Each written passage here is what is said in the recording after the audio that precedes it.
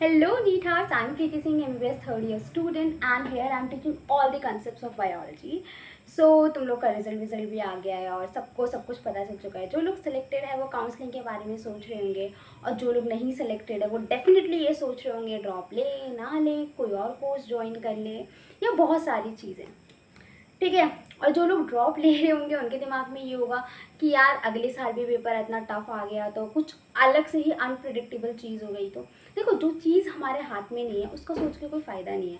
But एक चीज़ हमेशा याद रखना, जो नीट का एग्ज़ाम है वो एनसीईआरटी बेस्ड ही होता है। आपको इतना मतलब आपको हर तरीके से प्रिपरेशन करनी है कि आप इजी से इजी पेपर भी सॉल्व कर सको, टफ से टफ भी कर सको, या जैसा भी पेपर आए, ठीक है, आप उसको सॉल्व कर सके। ठीक है। अब उसके लिए देखो, एक चीज़ हमेशा याद रखना है कि आपको नीट एनसीईआरटी ओरिएंटेड ही पढ़ाई करनी है।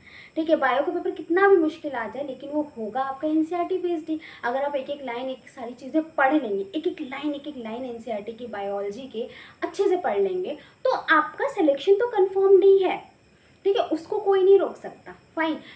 अगर तुम नीट 2025 का पेपर भी लोगे तो अगर आपने बायो और केमिस्ट्री बहुत अच्छे से पढ़ रखी, तो बहुत अच्छे से अटेम्प्ट करी थी, तब भी आपका सिलेक्शन हो गया होगा। फिजिक्स को आपने 25-30% या 35% भी कर लिया होगा, तब भी आपका सिलेक्शन हो गया होगा। लेकिन जो बच्चे पैनिक कर गए थे सिर्फ फिजिक्स का पेपर देख करके, और वो नर्वसनेस में, उस पैनिकनेस में एंग्जाइटी हुई, उसकी वजह से उन्होंने आपका केमिस्ट्री और बायो भी थोड़ा थोड़ा गड़बड़ कर दिया, और जिसकी वजह से सिलेक्शन रुक गया। ठीक है। हमेशा पेपर उतना आता है कि आप उसको कर करके सेलेक्ट हो सकते हैं। ठीक है। कोई भी सिचुएशन चेंज हो जाए, लेकिन एक मार्जिन होता है कि यार इतना सिलेक्शन के लिए चाहिए होता है, वो अगर आपने अच्छे से मेहनत करी है किसी भी साल में करी है तो आपका सिलेक्शन हो जाता है।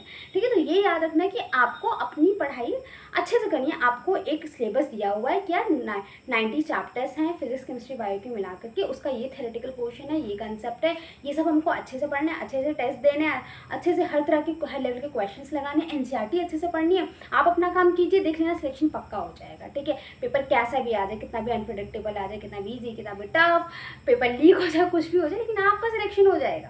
ठीक है। तो ये चीज़ ध्यान में रख करके आप ड्रॉप लो और थोड़ा डरो वरो कम और मस्त पढ़ाई करो चिलो करके। सो आज का शुरू करते हैं। हमने लास्ट क्लास में बोन वगैरह ख़त्म कर लिया था, थोड़ा सा रिवाइज करेंगे कार्टिलेज एंड बोन को दोबारा से, कैसे। ठीक है। एक डिफरेंस के थ्रू।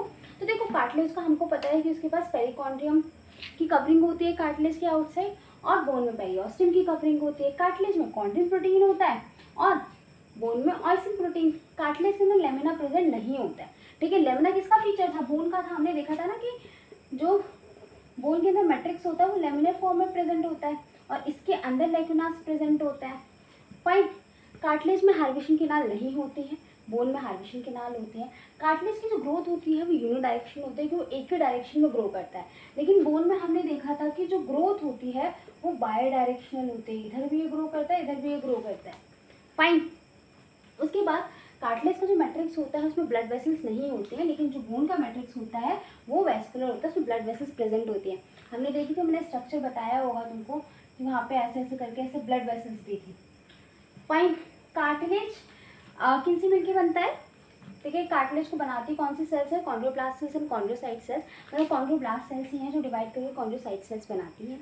यहाँ पे क्या होता है? बोन फॉर्मिंग सेल्स कौन सी हैं? ऑस्टियोब्लास्ट और osteocyte cells. Osteoblast cells basically divide करके आपको ऑस्टियोसाइट सेल्स बनाती हैं। फाइन।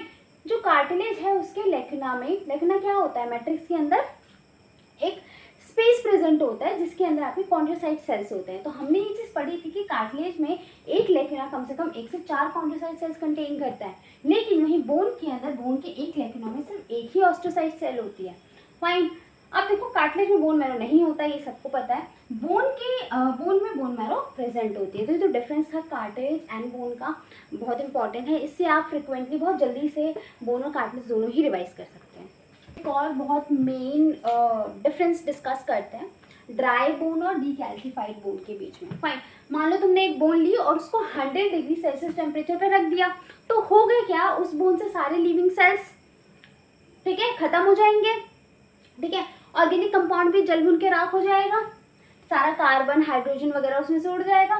ठीक। बोन मैरो भी खत्म हो जाएगी, सिर्फ इनऑर्गेनिक कंपाउंड्स बचेंगे जो कि कैल्शियम और मैग्नीशियम होते हैं। तो ठीक है। तो अगर ड्राई बोन है तो ड्राई बोन में सिर्फ क्या चीजें होंगी? कैल्शियम और मैग्नीशियम, और सारी चीजें उसमें से चली जाएंगी। ठीक। यहीं पे डिकैल्सिफाइड बोन्स कैसी होती है, मान लो तुमने कोई बोन लिया, एक बीकर लिया, बीकर में तुमने डाइल्यूट हाइड्रोक्लोरिक एसिड डाला, उसके अंदर बोन को डाल दिया, तो हो गया क्या, बोन से सारा कैल्शियम निकल करके बीकर में आ जाएगा। फाइन। अब जब कैल्शियम निकल गया, कैल्शियम क्या है, इनऑर्गेनिक सब्सटेंस है, तो कैल्शियम निकल जाएगा, तो इनऑर्गेनिक कंपाउंड सारे निकल जाएंगे उसमें से, कैल्शियम और मैग्नीशियम, तो बोन क्या होगा, बहुत फ्लेक्सिबल हो जाएगी, क्योंकि बोन को हार्ड बना कौन सी चीजें रही थी, इनऑर्गेनिक कंपाउंड से तो बना रहे थे, कैल्शियम और मैग्नीशियम ही तो बोन को हार्ड बना रहे थे, जब वही निकल जाएंगे तो बोन आपकी फ्लेक्सिबल हो जाएगी। लेकिन यहाँ पे सारे लिविंग सेल्स प्रेजेंट होंगे, बोन मैरो भी प्रेजेंट रहेगी, उसको कुछ नहीं होगा एस सेल से, और सारे ऑर्गेनिक कंपाउंड्स भी डीकैल्सिफाइड बोन में प्रेजेंट होते हैं। तो ये डिफरेंस आपको याद रखना है, ड्राई बोन का, डीकैल्सिफाइड बोन का। ये आउट ऑफ सिलेबस टॉपिक है, बट क्योंकि आजकल तो पेपर कहीं से भी आ रहा है, तो इससे भी क्वेश्चन बन सकता है। फाइन। तो यार एक ना मैंने कॉम्पोजिशन ऑफ बोन मैं बताना भूल गई थी, तो वो एक चीज़ एक बार हम देख लेते हैं कि बोन किन किन चीज़ों से बना हुआ होता है। बोन में दो तरह के सब्सटेंसेस प्रेजेंट होते हैं, इनऑर्गेनिक और ऑर्गेनिक। इनऑर्गेनिक क्या क्या होगा बताओ यार, कैल्शियम फॉस्फेट, कैल्शियम कार्बोनेट और मैग्नीशियम फॉस्फेट। ठीक है, बोन के अंदर जो इनऑर्गेनिक सब्सटेंस है उसका परसेंटेज बहुत ज़्यादा होता है, क्योंकि हम जानते हैं कि बोन जो बेसिकली होती है मेनली वो किससे बनी होती है, कैल्शियम से बनी होती है। तो इनऑर्गेनिक सब्सटेंस 65 से 70% प्रेजेंट होता है। फाइन। ऑर्गेनिक सब्सटेंस आपका 30% प्रेजेंट होता है। ऑर्गेनिक सब्सटेंस में क्या आता है, ऑयसिन प्रोटीन ही आता है। ठीक है, तो this is all about bone. Bone को अब खत्म करते हैं, बोन कार्टेज बहुत लंबा हो गया। अगली क्लास में हम डिस्कस करेंगे fluid connective tissue. Till that बस अच्छे से पढ़ते रहो, खुश रह के पढ़ते रहो, मैं हर लेक्चर में बोलती हूँ। And this videos are really helping you, give a thumbs up, press the bell icon and subscribe my channel, because when you hit a subscribe button it really motivate me to teach you in such a better way with concepts. So okay, so bye bye.